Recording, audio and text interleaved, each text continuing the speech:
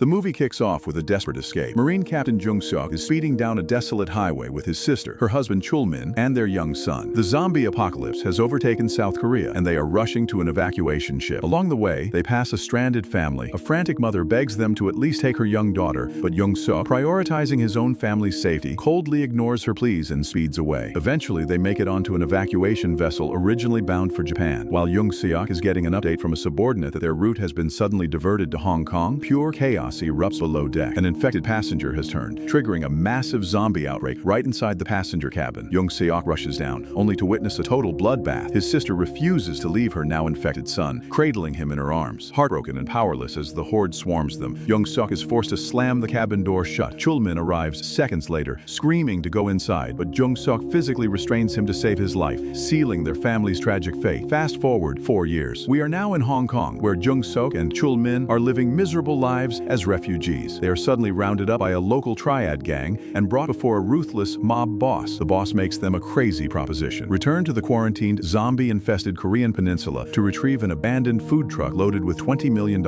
in cash. If they succeed, they get to split half the money. Because the peninsula is entirely blockaded by neighboring countries, the mob has arranged a secret boat drop-off. They are given a satellite phone to call for extraction once they secure the bag. Desperate for a way out of their poverty, Jung-seok, Chul-min, and 2 other recruits accept the suicide mission. Under the cover of darkness, the team arrives on the ruined shores of the peninsula. Guided by a female teammate who used to be a local taxi driver, they navigate the hauntingly empty streets. They soon spot a glass building completely packed with dormant zombies, learning that the infected are practically blind in the dark. Shortly after, they locate their target, the delivery truck. Breaking the back open, they hit the jackpot. Bags stuffed to the brim with stacks of cash. But right as they celebrate, disaster strikes. Chul-min opens the driver's side door and is instantly attacked by a zombified driver whose slumped body blares the truck's horn. Jung-seok swiftly kills the zombie, but the deafening noise echoes through the dead city, waking up a massive horde. They floor the gas pedal to escape with the millions, but suddenly, an unknown survivor fires an illumination flare right into their path. The bright light attracts an overwhelming wave of zombies. In the ensuing chaos, their escort car is overrun, and the money truck crashes violently. Jung-seok is thrown from the vehicle, watching helplessly as his teammates are devoured. Chul-min barely manages to survive by locking himself inside the back of the money truck. Just as Jung-seok is about to become zombie food, a heavily modified SUV drifts out of nowhere. The driver is a badass teenage girl named Junie, accompanied by her little sister Yoo-jin. Junie unleashes some serious driving skills, smashing through the undead horde and rescuing Jung-seok. With Yoo-jin using a remote-controlled RC car to cleverly distract the remaining zombies, they clear a path and speed back to their hidden survivor bunker. Meanwhile, the people who fired the flare arrive at the crashed money truck. Assuming it's just full of food supplies, they hijack it and drive it back to their compound. Jung-seok wakes up in the girl's hideout.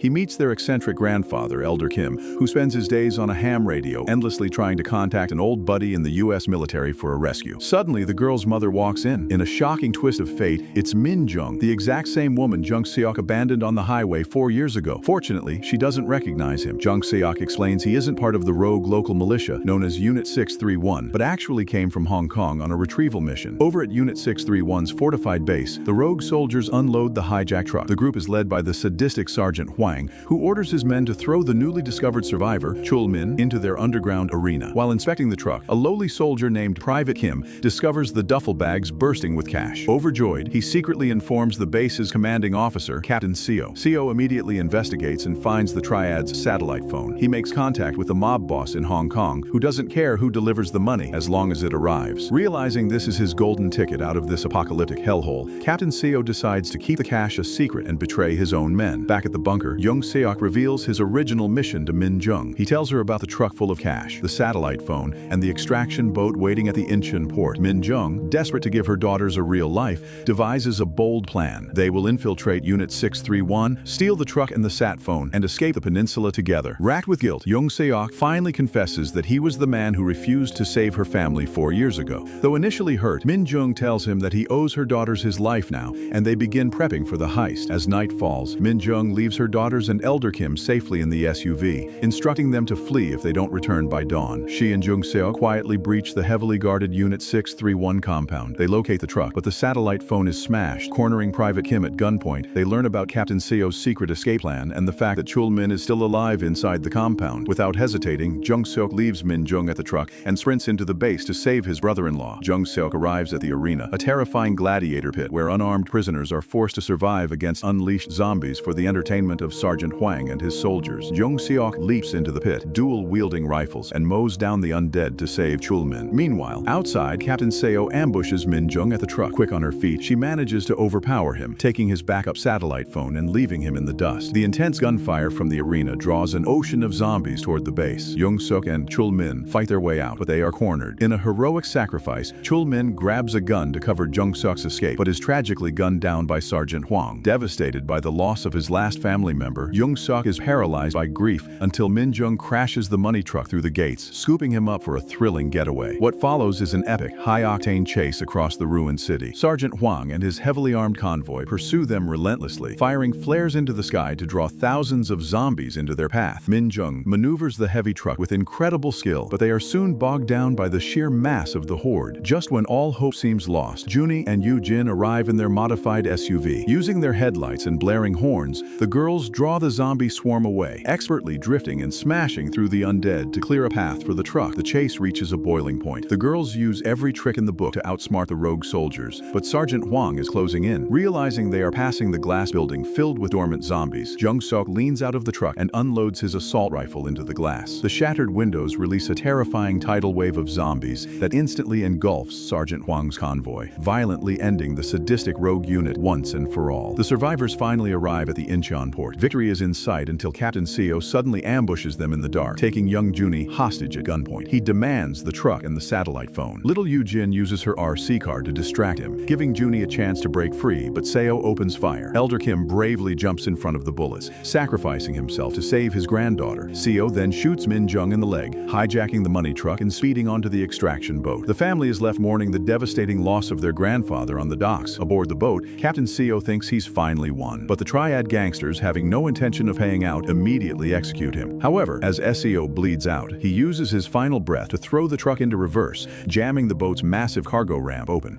The noise attracts the harbor zombies, who flood the ship and completely wipe out the treacherous mobsters. Back on the docks, the grieving survivors suddenly hear the roaring blades of an approaching UN military helicopter. Elder Kim's radio calls actually worked. As the chopper touches down, the noise draws every zombie in the area. Min Jung, severely crippled by her gunshot wound, realizes she will slow them down. She locks herself inside a nearby truck and begins honking the horn, drawing the horde toward her so Jung Seok and her daughters can reach the chopper safely. The girls scream, refusing to board the helicopter without their mother. Min Jung prepares to end her own life to save them, but Jung Seok, having learned the agonizing cost of leaving someone behind, refuses to let history repeat itself. Armed with an assault rifle, he charges back into the swarm, clearing a bloody path straight to Min Jung. Seeing him risk everything, Min Jung finds the will to live. She breaks out of the truck and sprints toward him. Together, they fight their way back to the helicopter, narrowly escaping the infected wasteland as the chopper ascends into the dawn sky.